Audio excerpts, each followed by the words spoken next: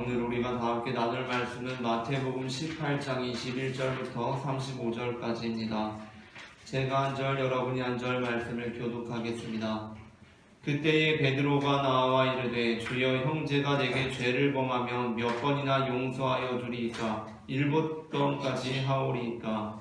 예수께서 이르시되 내 이름으로 7번만 아니라 7번을 용서하리라고 하시니라. 그러므로 천국은 그 종들과 결산하려 하던 어떤 임금과 같으니 결산할 때에 만당한 그 빚자 하나를 가져오매 갚을 것이 없는지라 주인이 명하여 그 몸과 아내와 자식들과 모든 소유를 다 팔아 갚게 하라 하니 그 종이 엎드려 절하여 이르되 내게 정의 사문사하리이다.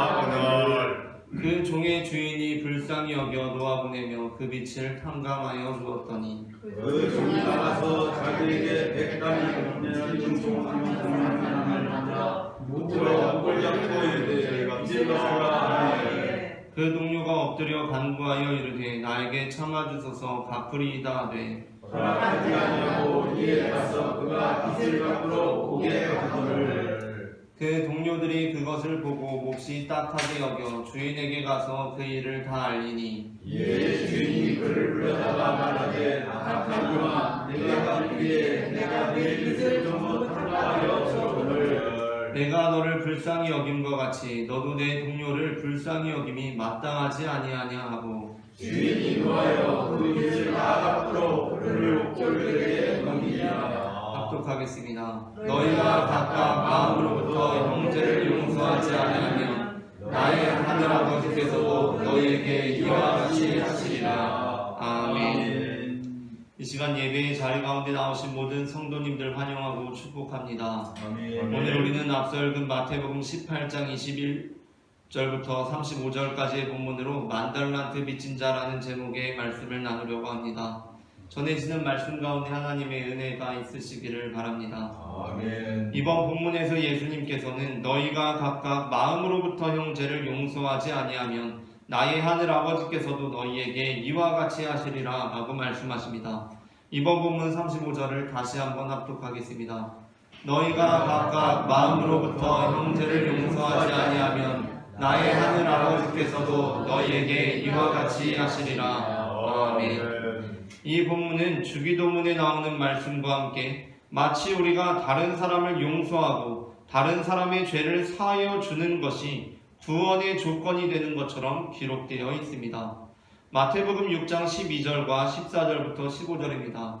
말씀을 합독하겠습니다. 우리가 우리에게 죄 지은 자를 사하여 준 것 같이 우리 죄를 사하여 주시옵고. 이어 읽겠습니다. 너희가 사람의 잘못을 용서하면 너희 하늘 아버지께서도 너희 잘못을 용서하시려니와 너희가 사람의 잘못을 용서하지 아니하면 너희 아버지께서도 너희 잘못을 용서하지 아니하시리라. 아멘. 하지만 우리는 앞으로 구원을 받기 위해 그 구원의 조건을 충족시키기 위해 다른 사람들을 용서하는 삶을 살아가는 사람들이 아닙니다. 주기도문의 경우 예수님께서는 먼저 산상수훈을 시작하시며 우리를 복 있는 사람들이라고 부르셨습니다. 그리고 또한 우리를 세상의 소금과 빛으로 부르셨습니다.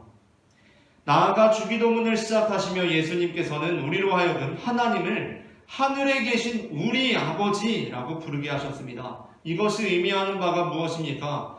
이미 하나님께서는 우리에게 한없는 은혜를 베풀어 주셨다는 것을 의미합니다. 그러므로 주기도문의 구절은 아무런 배경이 없는 상황에서 우리가 우리의 자력으로 우리의 형제를 용서해야 하나님께서 우리의 죄를 용서해 주신다는 것이 아닙니다. 하나님께서는 아무 자격이 없는 자격이 없을 뿐만 아니라 복 있는 사람들이나 세상의 소금과 빛이 되기에는 턱없이 부족한 우리를 먼저 용납하여 주셔서 복 있는 사람들로 세상의 소금과 빛으로 하늘에 계신 우리 아버지의 자녀로 불러주셨습니다. 그러므로 우리는 주기도문 본문이 우리의 관계에 대하여 표현할 때 우리는 앞으로 있을 구원을 받기 위해서 그 구원의 조건을 충족시키기 위해서 다른 사람들을 용서하는 삶을 살아가는 사람들이라고 말할 수 없습니다. 오히려 우리는 이미 받은 구원을 통해 하나님께서 이미 우리를 불러주셨기 때문에 우리에게 이미 행하신 그 용납하심을 통해 우리가 그렇게 행할 수 있는 능력을 얻게 된 사람들이라는 것입니다. 이번 마태복음 본문 역시 마찬가지입니다. 예수님께서는 35절의 앞선 구절들을 통해서 그것을 분명히 말씀하시고 계십니다. 이번 본문 23절부터 34절에 나오고 있는 비유가 바로 그것입니다. 이 비유에서 종은 자신에게 빚진 동료를 만나게 되었을 때 자신의 빚을 이제 탕감받기 위해서 동료의 빚을 탕감해 주어야 하는 사람으로 등장하지 않습니다.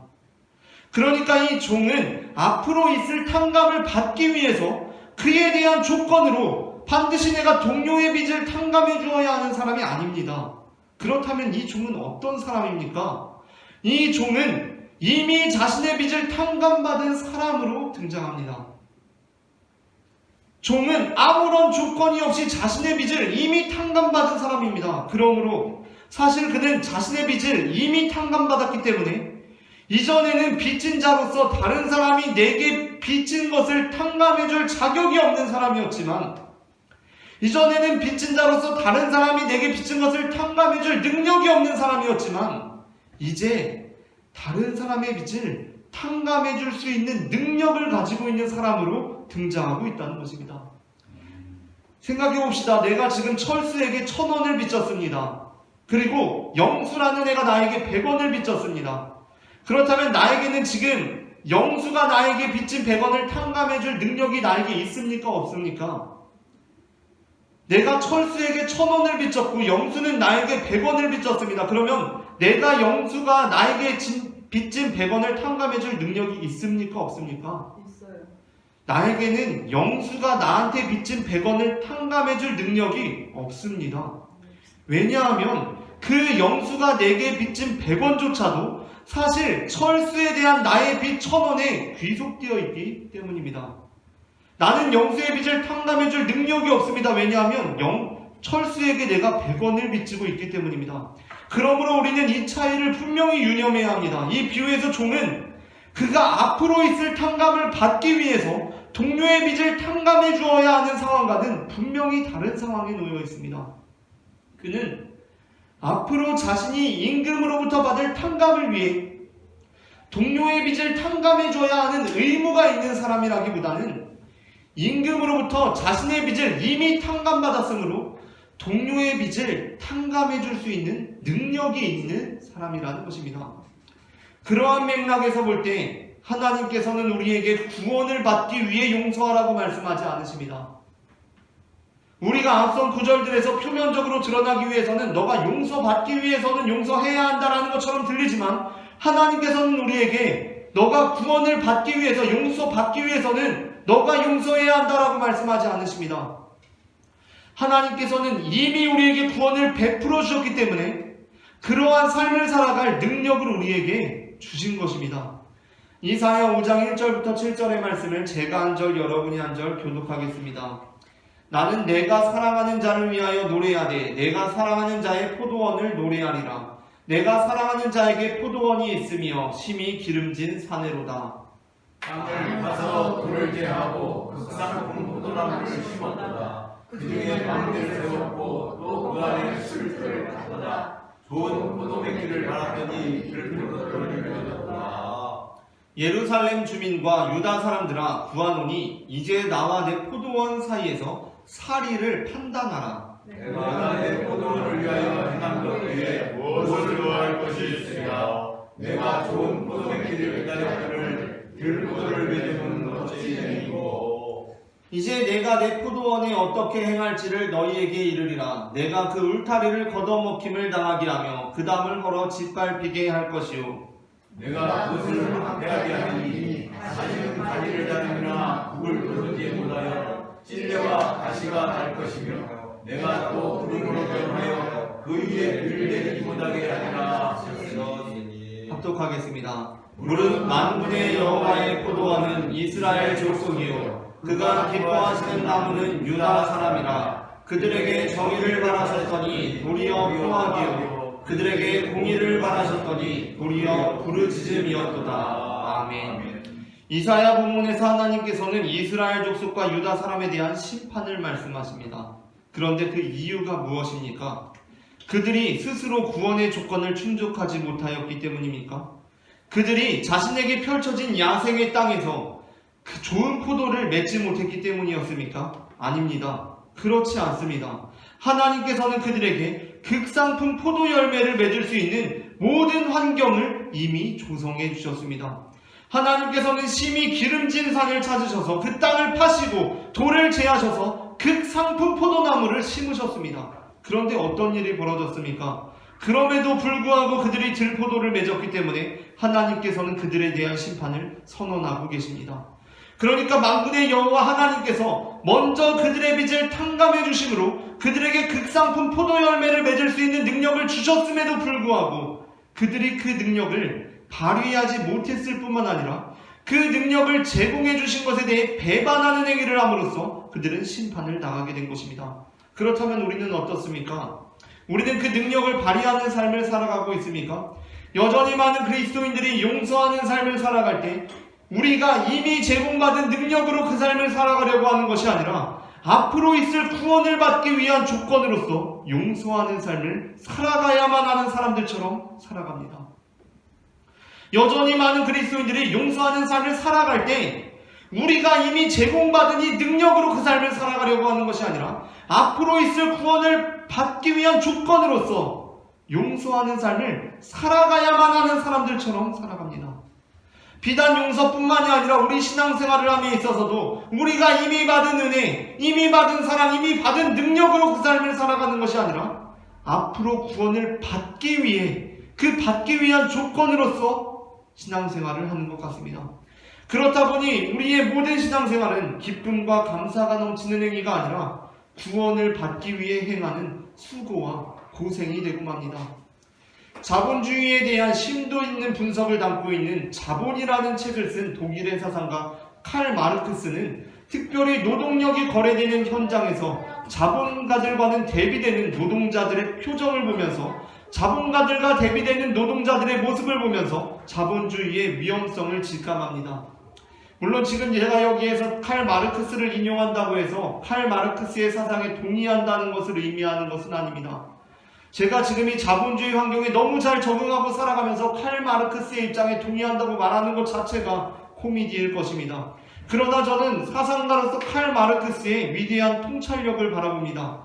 칼 마르크스는 특별히 노동력이 거래되는 현장에서 자본가들과 대비되는 노동자들의 표정을 보면서 자본가들과 대비되는 노동자들의 모습을 보면서 자본주의의 위험성을 직감합니다. 사실 철저한 자본주의적 논리에 따르면 모든 거래는 상호 간의 만족으로 이어져야 합니다. 그것이 자본주의의 논리입니다. 사기를 치거나 특별한 종류의 억압과 폭력이 벌어지지 않는 이상, 불평등 조약이 아닌 이상 보편적으로 사과를 판 사람은 사과를 팔아서 돈을 버니까 좋은 거고, 돈을 내고 사과를 산 사람은 돈을 내고 사과를 얻었으니까 좋아야 합니다. 그게 자본주의의 논리입니다. 서로 누가 강제하지 않았으니까 한 사람은 사과 갖고 왔고 한 사람은 돈 갖고 왔고 서로 자유롭게 거래했으니까 서로 좋아야 됩니다. 그게 맞는 겁니다. 그런데 마르크스는 다른 시장은 모르겠지만 노동시장에서는 그러한 결과가 전혀 나타나지 않는다는 것에 주목합니다. 노동시장에서는 그러한 결과가 전혀 나타나지 않는다는 것에 주목합니다. 노동력 거래 현장에서 공장 주인인 자본가는 노동자들의 노동력을 사고 좋아합니다. 기뻐합니다. 잘못된 일이 아니라 마땅한 일입니다. 그런데 마르크스가 노동자들의 모습을 보았을 때 그는 무언가 아주 이상한 점을 감지합니다. 어쩐지 노동자들의 표정에는 사과를 돈으로 사고 얻은, 그리고 그러한 류의 거래가 끝났을 때의 표정이 나타나지 않습니다. 자신들의 노동력을 팔고 그들이 원하는 돈을 얻었음에도 불구하고 그러한 기쁨과 환희가 전혀 엿보이지 않습니다. 오히려 그들의 표정에는 슬픔이 서려 있습니다. 그들의 축 처진 어깨, 터덜터덜 걷는 걸음걸이에는 그들의 비애가 담겨 있습니다. 마르크스는 이게 참 이상하다라고 생각했습니다. 왜 노동자들은 그들 역시 누가 강제하지 않았고 자발적으로 이룬 거래 속에서 그런 표정을 짓고 그런 모습으로 서 있는 것입니까? 마르크스는 그 지점에서 이 자본주의 시스템 안에서 벌어지는 노동력 거래는 자유를 표방하고 있지만 그 안에 사실 부자유를 감추고 있는 것은 아닌가 생각하게 됩니다. 자본주의 시스템 안에서 벌어지는 노동력 거래는 평등을 표방하고 있지만 그 안에 사실 불평등을 감추고 있는 것은 아닌가 생각합니다. 우리의 모습은 어떻습니까? 우리는 예수님의 대속으로 구원받았다고 고백합니다. 그러므로 우리가 믿는 바에 따르면 사실 우리의 신앙생활은 그에 대한 마땅한 행위로서 기쁨과 감사가 넘치는 행위여야 합니다. 당연한 것 아닙니까? 예수님 믿고 죽음에서 생명의 길로 옮겨갔으면 당연히 기쁘고 즐거운 거 아닙니까? 신앙생활이 당연히 감사가 넘쳐야 하는 거 아닙니까? 이 삶 자체가 즐거워야 합니다. 그런데 저는 많은 그리스도인들의 모습 속에서 무언가 참으로 이상한 점을 감지합니다. 예배를 드리고 돌아가는 청년의 표정에서 기쁨과 환희가 보이지 않습니다. 참 이상하지 않습니까? 하루 종일 교회 사역과 봉사에 힘을 쏟고 집으로 돌아가시는 권사님의 어깨가 축 처져 있고 걸음걸이가 무척 지쳐 보입니다.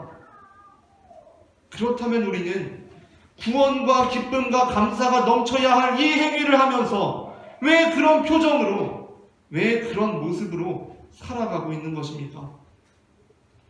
저는 이 지점에서 혹시 우리 신앙생활의 시스템이 이미 받은 구원을 표방하고 있지만 그 안에 사실 우리의 신앙을 구원의 조건으로 내걸고 있기 때문은 아닐까 생각합니다. 겉으로는 우리는 모두 이미 구원받았다고 하면서도 은연중에 우리가 구원을 받기 위해서는 지금 이 신앙생활이라는 조건, 이 조건을 충족해야 한다는 가스라이팅이 벌어지고 있기 때문이라는 것입니다. 그렇다 보니 우리는 이미 구원받았다고 말하지만, 그리고 그 구원받았기 때문에 그 능력으로 이 신앙생활을 한다고 말하지만, 그럼에도 불구하고 그 심령에 안정이 없습니다. 불안이 가득합니다. 그 영혼에 평안이 깃들지 못합니다. 그 영혼에 기쁨이 없습니다. 왜냐하면 사실 그가 하는 모든 것, 모든 신앙행위는 겉으로는 이미 받은 구원에 감사하며 하는 것임을 표방하고 있지만 사실은 전혀 구원과 상관없는 사람으로서 앞으로 구원을 얻기 위해 수고와 고생을 하고 있는 것이기 때문입니다. 요한일서 4장 7절부터 11절 말씀은 이렇게 말씀합니다. 본문을 제가 한 절, 여러분이 한 절 교독하겠습니다. 사랑하는 자들아, 우리가 서로 사랑하자. 사랑은 하나님께 속한 것이니 사랑하는 자마다 하나님으로부터 나서 하나님을 알고, 사랑하지 않는 자들은 하나님을 알지 못하나니 이는 하나님은 사랑이시라. 하나님의 사랑이 우리에게 이렇게 나타난 바 되었으니 하나님이 자기의 독생자를 세상에 보내심은 그로 말미암아 우리를 살리려 하심이라. 사랑은 여기 있으니 우리가 하나님을 알고 사랑하며 하나님이 우리를 사랑하사 우리 죄를 사하게 하여 아무개로 그 아들을 보내셨습니다. 말씀을 합독하겠습니다. 사랑하는 자들아, 하나님이 이같이 우리를 사랑하셨으니 우리도 서로 사랑하는 것이 마땅합니다. 아멘. 요한일서 본문은 우리가 하나님을 먼저 사랑한 것이 아니라 하나님께서 우리를 먼저 사랑하셨음을 분명하게 선언하고 있습니다. 우리는 이것을 잊지 말아야 합니다. 우리는 하나님의 사랑을 입기 위해서 우리의 형제를 사랑해야만 하는 자들이 아닙니다. 하나님의 사랑을 입기 위해서 우리의 형제들을 사랑해야만 하는 자들이 아닙니다. 우리는 임금에게 빚을 탕감받기 위해서 동료의 빚을 탕감해 주어야만 하는 사람들이 아닙니다. 그것이 아니라 우리는 하나님께서 우리를 먼저 사랑하셨기 때문에 하나님의 그 놀라우신 사랑의 능력을 부여받았기에 우리는 서로 사랑하는 삶을 살아갈 수가 있는 것입니다. 그런데 그게 아니라 만일 우리가 용서를 해야 해서, 구원받기 위해서는 용서를 해야만 하기 때문에 우리가 우리의 형제자매를 용서하는 삶을 살아간다면, 그러니까 우리 신앙생활의 동력이 우리가 이미 받은 구원에 대한 감사와 기쁨이 아니라 우리가 앞으로 받아야만 하는 구원을 위한 조건과 의무가 되기 시작할 때 우리는 우리 스스로가 불행한 사람들이 되고 될 뿐만 아니라 그러한 삶을 살아가는 것 자체만으로 하나님을 슬프게 만드는 사람들이 되고 말 것입니다. 배우 라이언 고슬링과 레이첼 맥아담스가 각각 노아와 엘리라는 역할을 맡은 영화 실화를 바탕으로 한 노트북이라는 영화가 있습니다. 노아라는 남자가 나오고 엘리라는 여자가 나옵니다. 청소년 시절에 노아와 엘리는 서로 뜨겁게 사랑했습니다. 그런데 가족의 반대와 여러 가지 사정으로 헤어져서 오랜 시간이 흘렀습니다. 그렇게 시간이 흘러서 엘리는 부자 약혼자와 결혼을 앞두고 있는 시점에 노아와 엘리는 운명적으로 다시 만나게 됩니다. 그렇게 둘은 이전의 시간들을 떠올리며 다시 서로 사랑하게 됩니다. 그런데 엘리에게는 부자 약혼자가 있었고 엘리는 약혼자에게 돌아가야 했습니다. 노아는 엘리와 며칠간 뜨겁게 사랑을 나눈 뒤에 그 일로 인하여 다투게 됩니다. 어린 시절부터 매우 자유로운 영혼이었던 노아는 엘리를 설득하면서 이렇게 말합니다. 엘리, 네가 진짜로 원하는 삶이 뭐야? 네가 진짜 원하는 삶이 뭐야? 네가 진짜 원하는 사람이 누구야? 10년 뒤, 20년 뒤에 너의 곁에 있을 그 사람이 누구야? 너가 원하는 사람이 누구야? What do you want? What do you want? 네가 원하는 게 뭐야? 라고 질문합니다. 그런데 노아와 달리 어린 시절부터 세상의 시선과 주변의 평판에 늘 신경 쓰며 살던 엘리는 노아에게 이렇게 대답합니다. 나는 가야 해. 나는 약혼자에게 돌아가야 돼. 나는 그럴 의무가 있어. 라고 말합니다. 노아가 엘리에게 What do you want? 라고 물었을 때 엘리는 I have to go. 라고 대답합니다. 나는 가야 해. 라고 말합니다. What do you want? 라는 질문에 I have to go. 라고 대답합니다. 이 말이 노아의 마음을 아프게 합니다. 그 이유는 첫째, 당연히 그녀가 다시 그 부자 약혼자에게 돌아갔기 때문이었고, 둘째는 그녀가 여전히 자신의 삶을 솔직하고 충실하고 행복하게 살아낼 능력 있는 사람으로 성장하지 못했기 때문이었습니다. 그래서 엘리의 말은 노아를 슬프게 만들었습니다. 그러나 그 엘리의 말이 단순히 노아만 슬프게 만들었다고 생각한다면 오산입니다.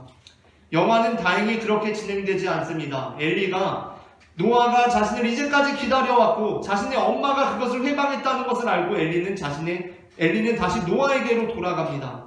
그런데 이렇게 생각해 봅시다. 만일 엘리가 자신의 약혼자에게 돌아갔습니다. 정말 돌아갔습니다. 그래서 이렇게 말합니다. 이런저런 사정이 있었는데 나는 당신께 와야 해서 왔습니다. 라고 말했다고 생각해 봅시다. 다른 어떤 이유가 아니라 I have to come이라서 나는 당신에게 와야 할 의무가 있어서 당신에게 왔습니다. 라고 얘기했다고 생각해 봅시다. 나는 사실 노아가 더 좋고 노아와 영원히 있고 영원히 살고 싶은데 나는 와야 하기 때문에 그래서 왔습니다. 라고 말했다고 생각해 봅시다. 그 말을 들은 그 약혼자의 심정이 어떻겠습니까? 아, 그랬구나. 얘 연인을 만났구나. 아, 그래도 나한테 와야겠다는 의무감이 있어서 왔구나. 참 다행이다. 라는 안도감이 들겠습니까? 잠깐은 그럴지도 모르겠습니다. 그러나 그 말을 들은 약혼자는 노아와 같이 깊은 슬픔에 잠기게 되고 말 것입니다. 나는 와야 했기 때문에 왔습니다. 라는 그 말은 약혼자를 가장 비참하게 만드는 말이기 때문입니다. 우리는 이 땅에 그리스도인으로 살아가면서 동료의 죄를 용서합니다. 동료의 죄를 용서합니다. 그런데 왜 용서합니까? 용서해야 해서 합니다. I have to forgive. 용서를 해야 하기 때문에 합니다. 내가 용서받기 위해서는 용서해야 하기 때문에 용서합니다. 예배를 드립니다. 그런데 왜 예배 드립니까? 예배를 드려야 하기 때문에 예배를 드립니다. 내가 구원받기 위해서는 예배를 드려야 하기 때문에 예배를 드립니다. 헌금 왜 합니까? 헌금해야 되니까 합니다. 이 말이 사실은 참으로 너무나 서글픈 말입니다. 우리는 이미 구원을 받은 사람들임에도 불구하고 마치 구원과 전혀 상관없는 사람들처럼 끝없는 수고와 노동으로 구원을 성취해야만 하는 사람처럼 구원을 벌어야 하는 사람처럼 살기 위해서는 그 노동으로 구원을 벌어야 하는 사람처럼 고군분투하며 아등바등하며 이 길을 걸어가고 있습니다. 하나님께서 우리에게 얘야 너는 왜 예배를 드리니? 라고 물으시는데 우리는 예배요? 드려야 되니까 드리죠 라고 말합니다. 하나님께서 우리에게 얘야 너는 왜 헌금을 하니? 라고 물으시는데 우리는 헌금이요? 해야 하니까 아주 왜 하겠어요? 라고 말을 합니다. 그 말씀이 그 말이 참 슬픈 것입니다. 누가복음 7장 36절부터 50절에는 향유 담은 옥합을 예수님께 가지고 가서 예수님의 발을 눈물로 적시며 자기 머리털로 그 발을 닦은 여인에 관한 내용이 나옵니다. 이 본문이 이번 마태복음 본문과 긴밀하게 연결되어 있는 것은 이번 마태복음 본문이 베드로의 질문으로 시작하고 있는데 누가복음 본문은 베드로와 같은 이름 곧 시몬이라고 하는 바리새인의 집에서 이루어지고 있기 때문이고 또한 예수님께서 이 누가복음 본문 안에서 이번 마태복음 본문과 유사한 말씀을 하시기 때문입니다. 누가복음 7장 41절부터 42절 말씀을 제가 한 절, 다음 절 여러분이 읽겠습니다. 이르시되 빚주는 사람에게 빚진 자가 둘이 있어 하나는 500데나리온을 졌고 하나는 50데나리온을 졌는데 갚을 것이 없으므로 둘 다 탕감하여 주었으니 둘 중에 누가 그를 더 사랑하겠느냐. 아멘. 이에 대해 시몬은 당연히 내 생각에는 많이 탕감함을 받은 자니이다 라고 대답합니다. 그러자 예수님께서는 그래 네 판단이 옳다 라고 하시며 이렇게 대답하십니다. 44절부터 47절을 제가 한 절 여러분이 한 절 교독하겠습니다. 그 여자를 돌아보시며 시몬에게 이르시되 이 여자를 보느냐 내가 내 집에 들어올 때 너는 내게 발 씻을 물도 주지 아니하였으되 이 여자는 눈물로 내 발을 적시고 그 머리털로 닦았으며 너는 내게 입맞추지 아니하였으되 그는 내가 들어올 때로부터 내 발에 입맞추기를 그치지 아니하였으며 너는 내 머리에 감람류도 붓지 아니하였으되 그는 향유를 내 발에 부었느니라. 이러므로 내가 네게 말하노니 그의 많은 죄가 사하였도다. 이는 그의 사랑함이 많음이라. 사함이 많이 적게 사랑하느니라. 아멘. 많은 사람들이 이 본문을 읽고서 그 여인이 그렇게 향유를 예수님의 발에 부음으로 그의 많은 죄가 사해졌구나. 우리의 헌신과 희생을 통해 우리의 죄가 사해지는구나 라고 생각합니다. 왜냐하면 예수님께서 이러므로 내가 내게 말하노니 그의 많은 죄가 사하여졌도다 라고 말씀하시기 때문입니다. 여기서 이러므로가 무엇에 대한 것입니까? 이 여자가 눈물로 예수님의 발을 적시고 그 머리털로 닦은 것, 그리고 이 여자가 예수님의 발에 입맞추기를 그치지 않은 것, 그리고 이 여자가 예수님의 발에 향유를 부은 것입니다. 그러나 본문에 대한 이해가 그렇게 이루어져서는 안 됩니다.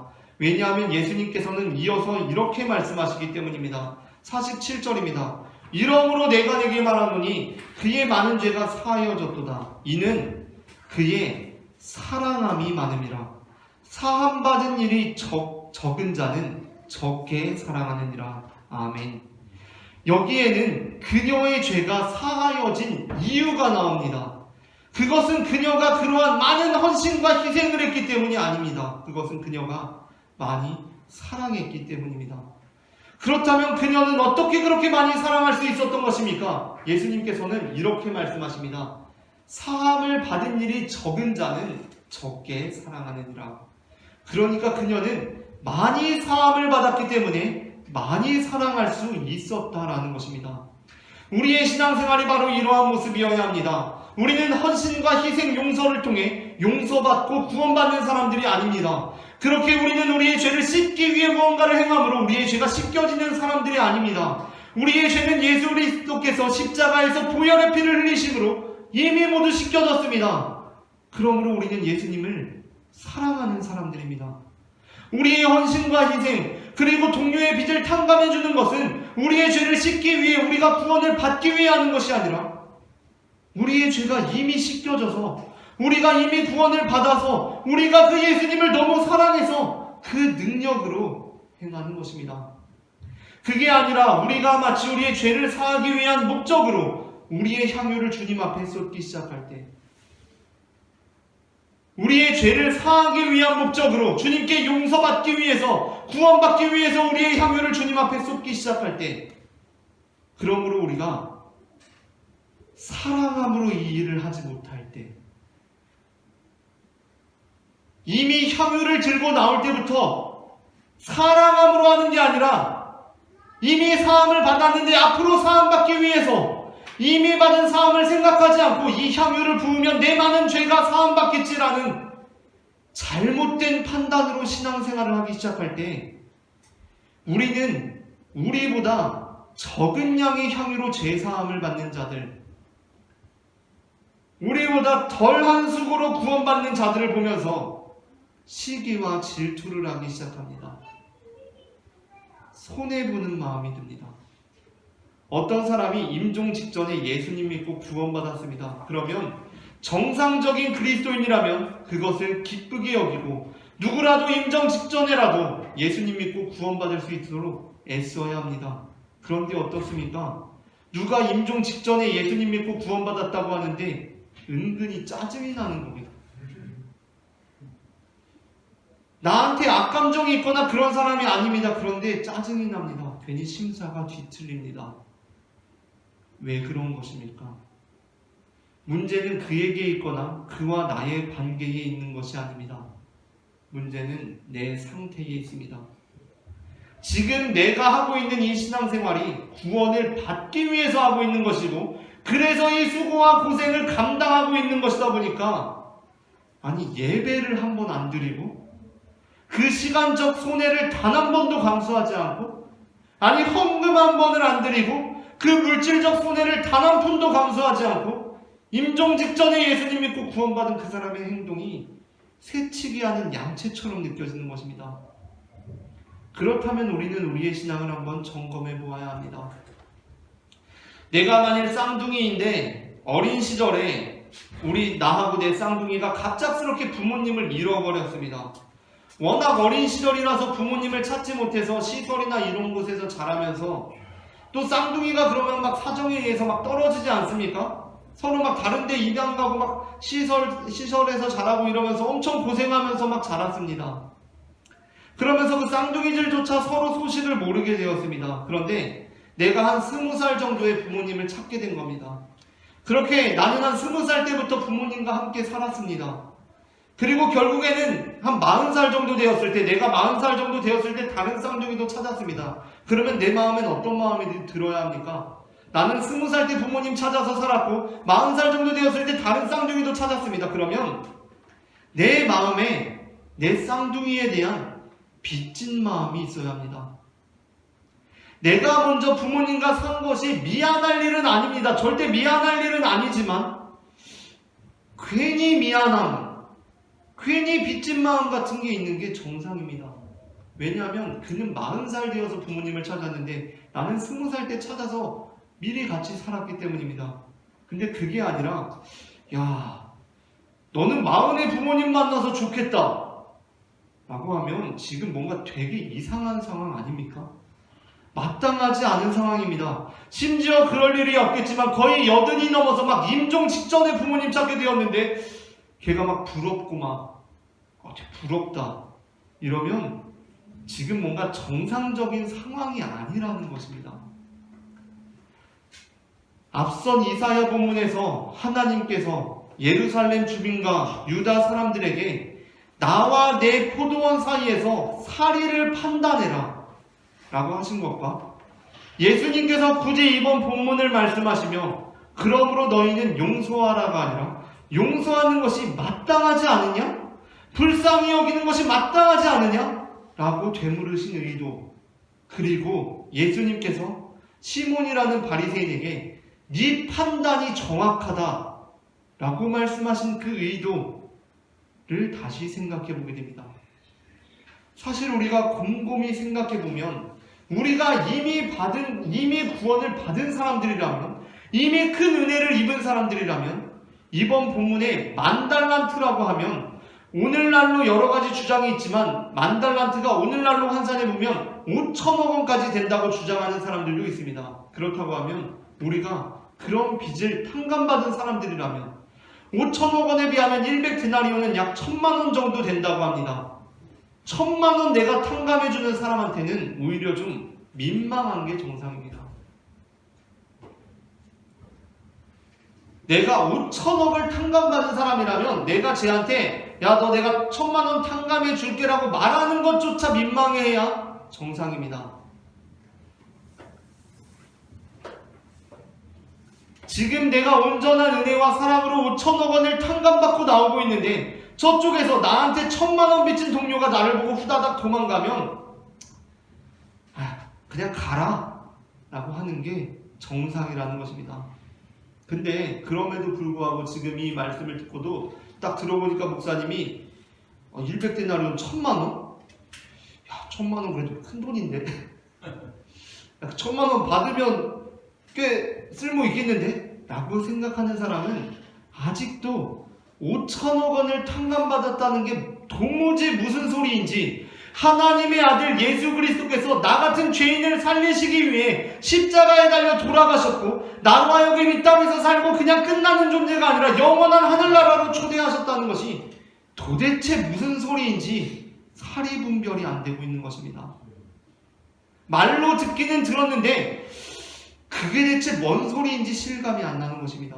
우리가 죽어서 영원히 사는 하늘나라 백성이 되었다는 것이 무슨 소리인지 모르는 것입니다.